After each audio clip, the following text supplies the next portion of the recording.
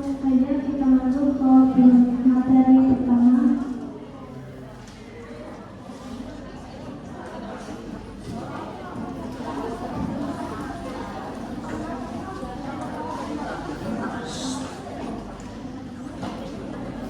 Baik, sahabat tadi mohon perhatian sebentar ya. Di sini langsung saja saya di sini akan membahas mengenai aturan sederhana untuk anak kelas 1 dan 2 SD di rumah dan di sekolah. Sebelum kita membahas aturan, kita kan manusia sebagai makhluk sosial, yang dimana kita tidak bisa hidup tanpa bantuan orang lain. Kita juga di dalam arti makhluk sosial itu kan kita artinya berhubungan dengan orang-orang lain. Nggak mungkin kan kita tuh sendirian aja, pasti kita perlu bantuan. Nah, untuk berhubungan dengan orang lain kita perlu adanya aturan. Seperti yang dijelaskan, aturan adalah ketentuan atau tata tertib yang dibuat dan disepakati untuk mengatur tingkah laku manusia dalam lingkungan tertentu. Aturan berfungsi sebagai batasan agar setiap orang mengetahui apa yang boleh dilakukan dan yang tidak boleh dilakukan. Jadi dengan adanya aturan, kita tuh bisa berhubungan dengan orang lain tidak semena-mena gitu. Kayak masa tiba-tiba kita ngobrol sama orang lain, tiba-tiba tuh pakai emosi, terus tiba-tiba marah, kan jadi hubungannya nggak baik. Jadi dengan adanya aturan, kita biar bisa berhubungan dengan baik.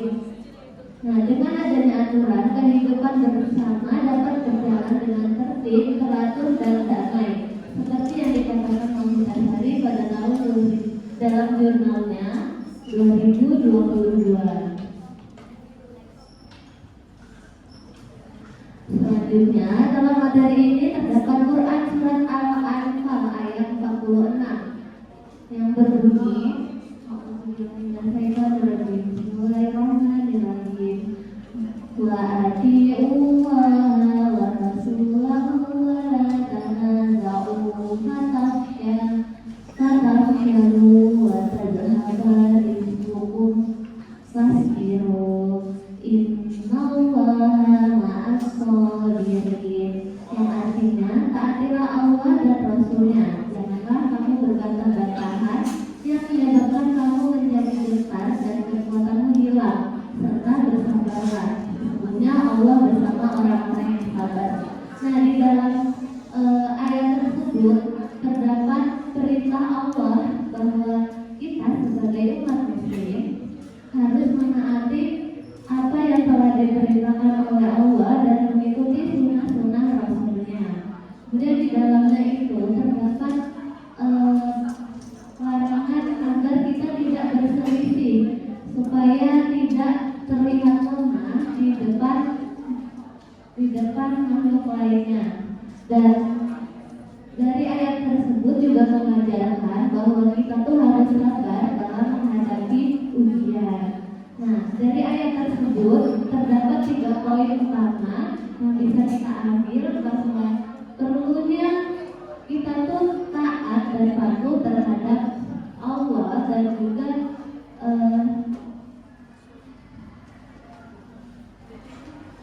menegaskan persatuan, ketaatan, dan kesabaran. Nah, pada materi ini kami akan membahas mengenai peraturan yang ada di rumah untuk anak kelas 1 dan 2 SD dan aturan yang ada di sekolah untuk anak kelas 1 dan 2 SD. Untuk anak kelas 1 dan 2 SD itu contohnya yang di rumah bisa kayak bangun tepat waktu, tidurnya juga tepat waktu, makan 3 kali sehari, menggosok gigi, dan lain sebagainya. Kalau untuk di sekolah itu bisa kayak anak-anak diajarkan disuruh mengikuti upacara bendera, terus mengumpulkan tugas tepat waktu dan lain sebagainya. Nah, penjelasan berikutnya itu akan disampaikan oleh pemateri selanjutnya. Materi berikutnya silakan.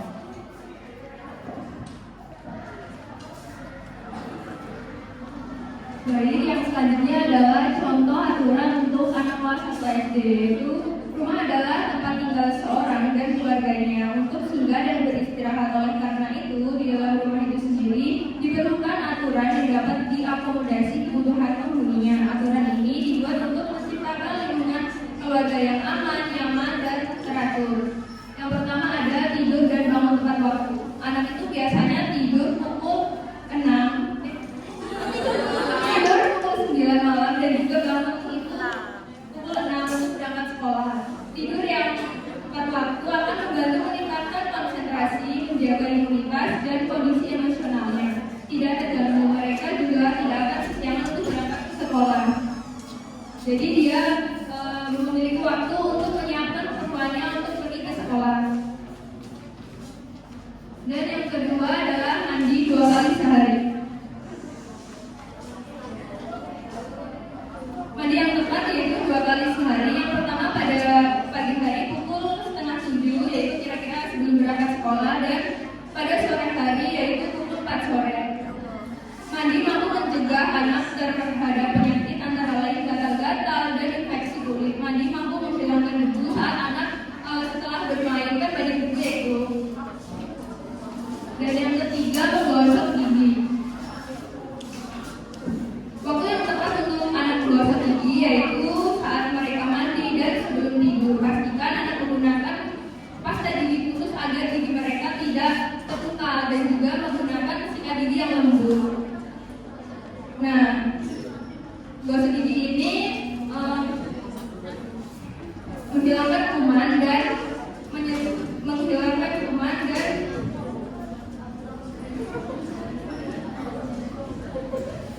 menghindari bau mulut dan peradangan gusi. Kebiasaan menyikat gigi adalah nilai disiplin dalam kebersihan anak. Yang keempat adalah menggunakan seragam yang rapi. Seragam yang lengkap juga membangun kedisiplinan dalam diri mereka. Pakaian yang bersih dan wangi membuat mereka nyaman bergerak, bermain tanpa rasa gatal, dan membuat mereka lebih percaya diri saat berinteraksi dengan orang lain dan juga teman-temannya.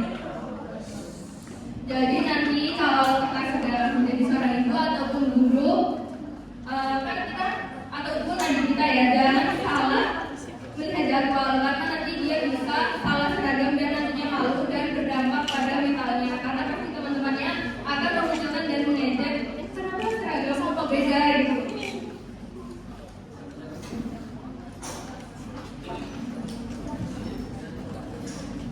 Yang kelima adalah mencuci tangan sebelum dan sesudah makan. Mencuci tangan adalah kebiasaan paling efektif untuk mencegah penyebaran penyakit, tidak hanya dengan air tapi gunakan sabun juga. Ajari mereka tata cara mencuci tangan dengan benar, dan jika anak tersebut tidak mau mencuci tangan, berikanlah peringatan kecil seperti dampak apa yang terjadi, yaitu kuman akan menyebabkan penyakit, misalnya sakit perut ataupun diare.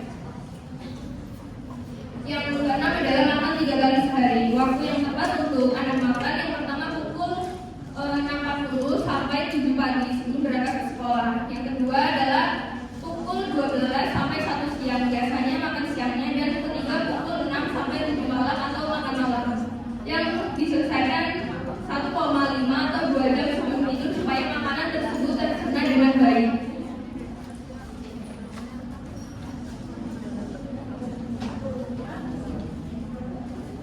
Dan yang ketujuh ada makan menggunakan tangan kanan dan juga sambil duduk. Ajarilah anak sedari kecil adab menggunakan tangan kanannya dan juga sambil duduk. Biasakan memberi anak makan sesuai porsi dan kebutuhannya tetap terpenuhi, yaitu 4 sehat dan 5 sempurna. Usahakan anak memakan makanan tanpa pilih-pilih. Contohnya ia tidak suka sayur, nanti kalau dibiasakan menjadi anak yang penyelidikan atau memilih-pilih makanan dan membuat anak tersebut menjadi anak yang manja. Yang keempat ada berdoa sebelum beraktivitas. Usahakan anak berdoa sebelum melakukan aktivitas, contohnya saat ingin tidur dan bangun tidur, saat sebelum dan sesudah makan. Hal ini meningkatkan nilai moral seperti empati dan tanggung jawab. Yang kesembilan yaitu meminta izin dengan orang tua. Hal ini akan membentuk adab sopan santun anak sedari kecil, menunjukkan rasa bakti terhadap orang tua. Jika ia berbohong 1 kali, maka izin dari kepercayaan orang tua itu rusak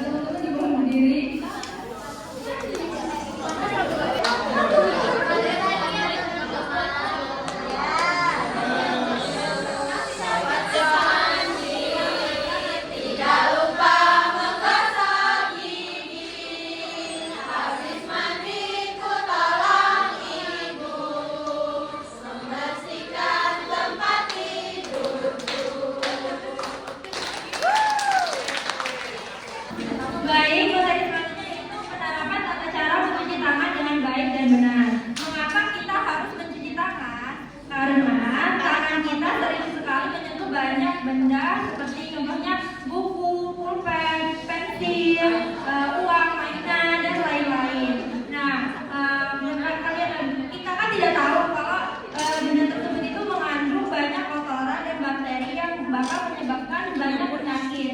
Nah, supaya tubuh kita tetap sehat dan terhindar dari penyakit, kita harus rajin mencuci tangan dengan baik dan benar.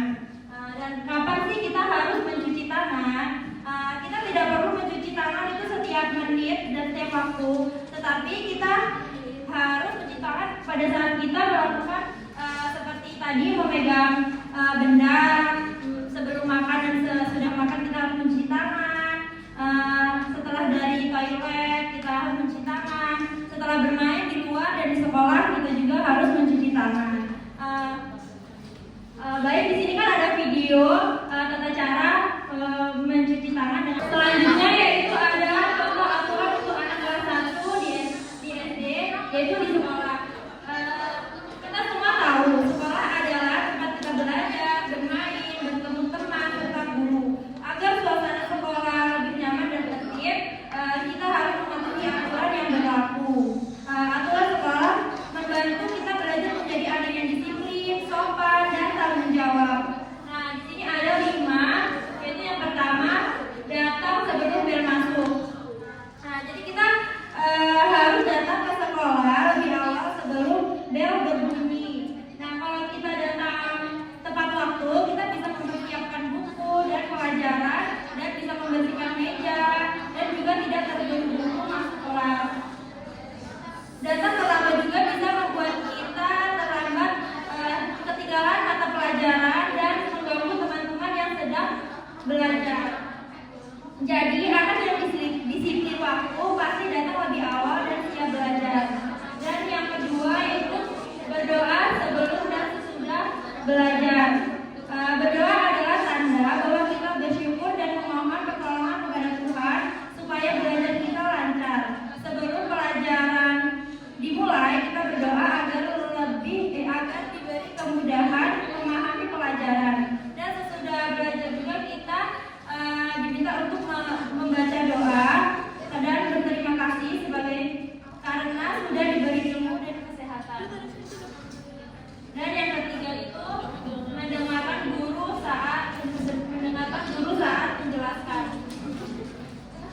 Saat guru sedang berbicara di depan kelas, kita harus duduk dengan rapi, menatap guru, mendengarkan guru menjelaskan pelajaran, dan tidak bercerita dan tidak bermain sendiri.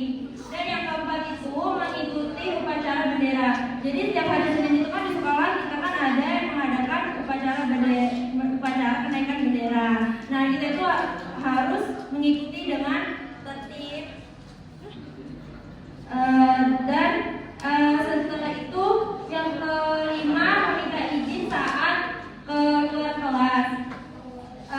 Kalau kita mau ke toilet atau kita ingin mengambil minum, kita diwajibkan untuk meminta izin dulu kepada guru kita, karena itu juga menunjukkan bahwa kita menghargai guru. Baik, materi yang selanjutnya akan disampaikan materi keempat. Baik, yang selanjutnya ada contoh aturan untuk anak kelas 2 SD. Kita semua punya aturan di rumah ya.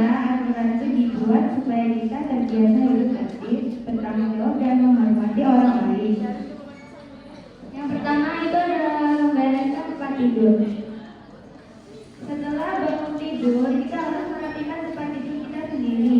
Contohnya seperti melipat selimut, menata bantal dan guling, dan merapikan spray. Dengan begitu, kamar kita jadi bersih, rapi, dan nyaman. Kita juga belajar mandiri, artinya tidak selalu bergantung pada orang lain. Anak yang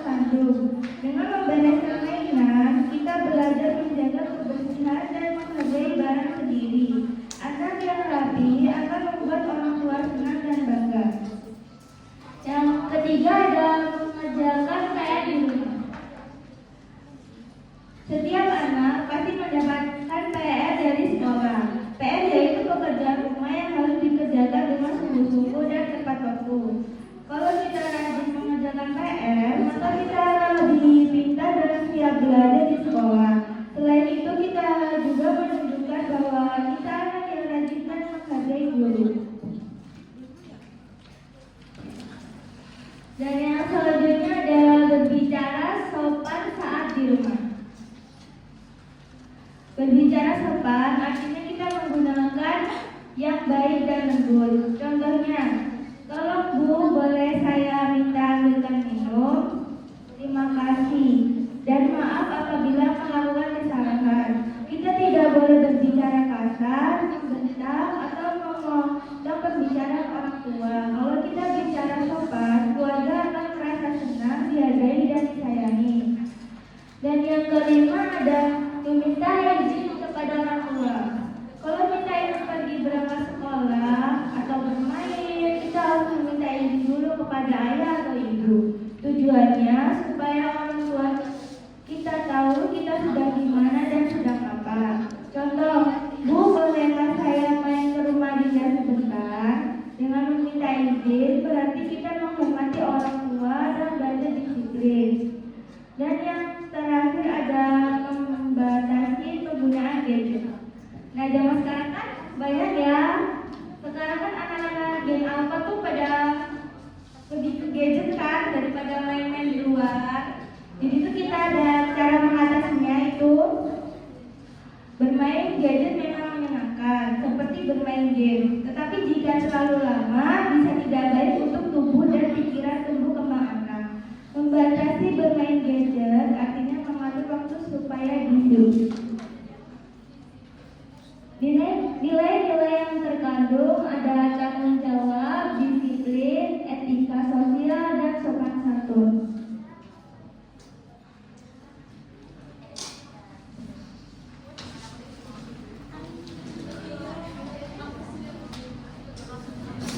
Dan yang selanjutnya ada contoh aturan untuk anak-anak belajar di sekolah. Yang pertama itu ada mengumpulkan tugas tepat waktu, menyelesaikan pekerjaan rumah atau tugas yang diberikan di sekolah, lalu memberikannya kembali kepada guru pada hari atau jam yang sudah ditentukan. Dan jangan ditunda-tunda. Dengan mengumpulkan tugas tepat waktu bisa untuk belajar menjadi anak yang bertanggung jawab dan disiplin. Dan yang kedua ada tidak berlari-lari di dalam kelas. Nah, anak SD itu kan masih suka main-main di kelas ya, kayak lari-lari sana sini, terus dia tuh kayak suka jaga kan sama teman-temannya. Enggak. Nah, jadi kita tuh sebagai guru kita harus mengingatkan anak-anak kita saat di dalam kelas anak-anak tidak boleh lari-lari atau main kejar-kejaran. Gerakan dengan berjalan pelan dan hati-hati.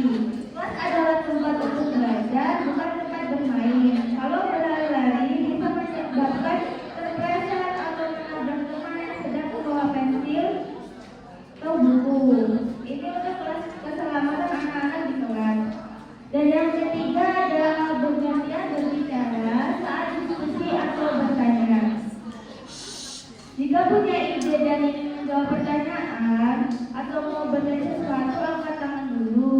Jangan sampai guru atau teman yang sedang berbicara selesai baru boleh berbicara. Aturan ini mengajarkan anak-anak untuk menghargai orang lain yang sedang berbicara, bersikap sopan. Selain itu, jika semua orang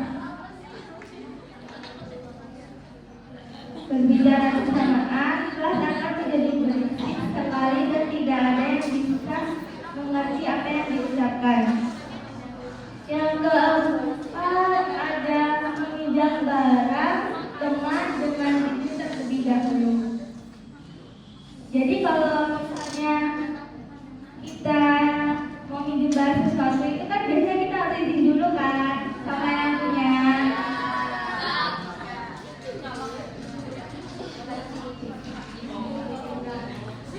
Itu contohnya dia mau minjam penghapus, pensil atau barang lain dari teman harus ditanya dulu dan bilang, bolehkah saya pinjam? Dan pastikan teman yang akan meminjamkan mengizinkan. Semua barang yang dimiliki teman adalah miliknya. Meminjam tanpa izin itu namanya mengambil barang orang lain dan itu tidak baik. Dan yang kelima ada membuang sampah pada tempatnya. Membuang sampah pada tempatnya yaitu contohnya seperti kertas bekas, bungkus makanan disediakan, bukan di lantai atau di kolong meja. Membuang sampah pada tempatnya akan membuat kelas dan lingkungan sekolah menjadi bersih dan rapi. Lingkungan yang bersih membuat anak-anak sehat dan nyaman untuk belajar. Yang terakhir adalah mematuhi tata tertib yang ada di sekolah.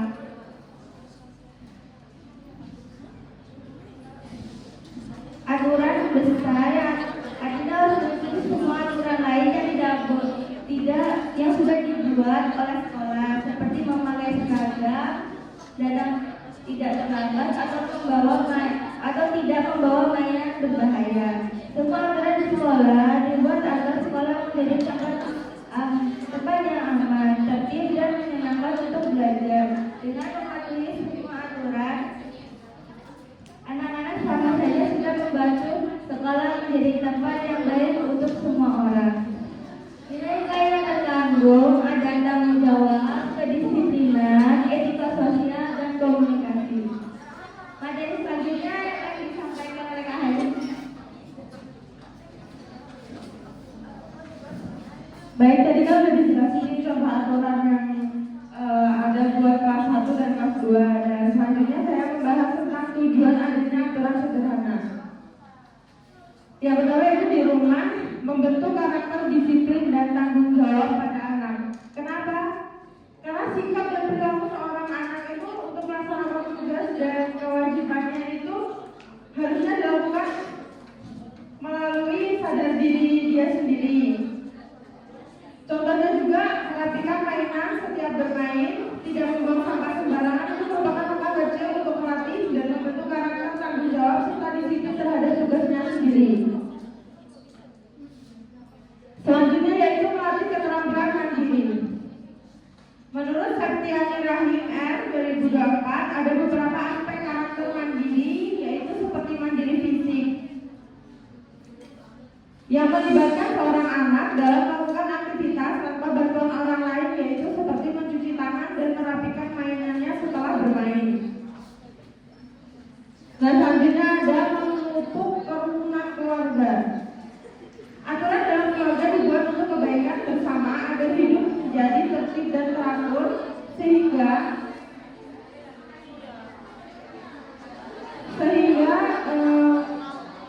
terciptanya suasana yang aman dan nyaman serta anggota keluarga dapat hidup bersama, hidup harmonis berkelas karena adanya batasan yang jelas mengenai perilaku yang diharapkan.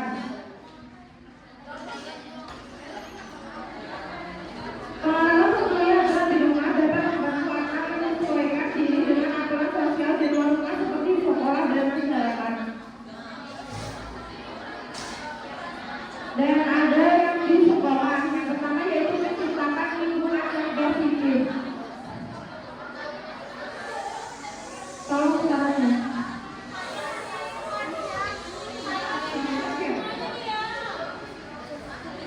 Ketika siswa menunjukkan perilaku yang mematuhi peraturan disiplin, menghargai guru dan teman sekelas serta menunjukkan sikap yang positif, dapat menciptakan lingkungan belajar yang lebih positif dan produktif.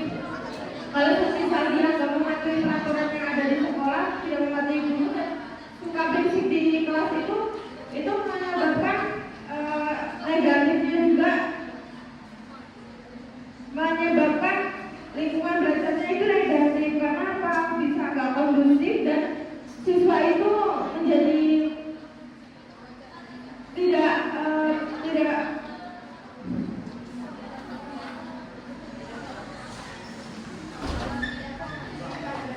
ya kondusif dan tidak fokus dengan pelajaran yang sudah disampaikan kepada gurunya. Misalnya ini meningkatkan rasa aman dan rasa tertib.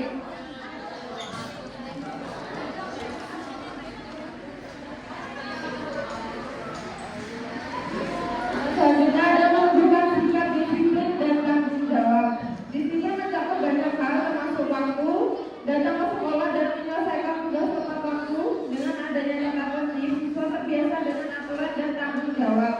Dalam keseharian mereka, disiplin yang tertanam sejak dini juga akan mendukung keberhasilan mereka di masa depan. Baik dalam pendidikan, pekerjaan maupun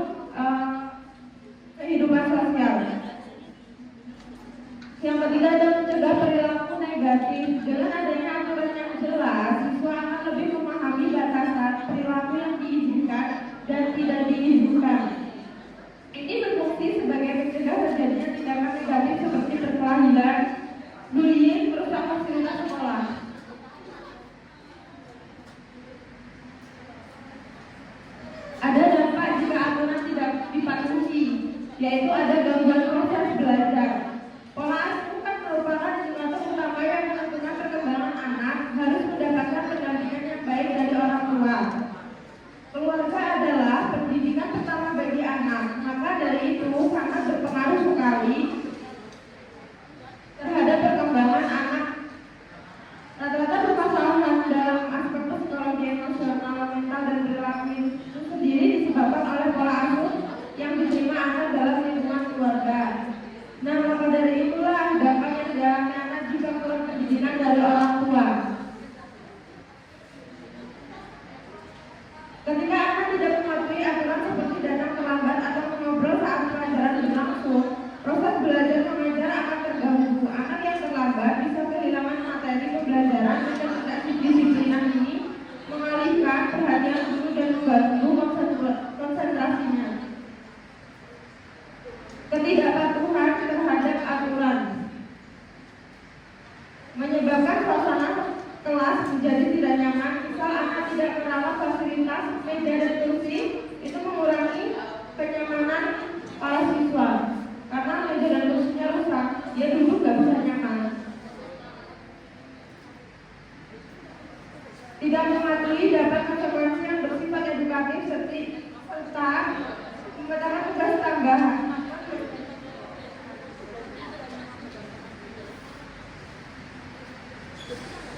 Yang mengajarkan tanggung jawab dan bisa menjadi pelajaran agar lebih disiplin di masa depan.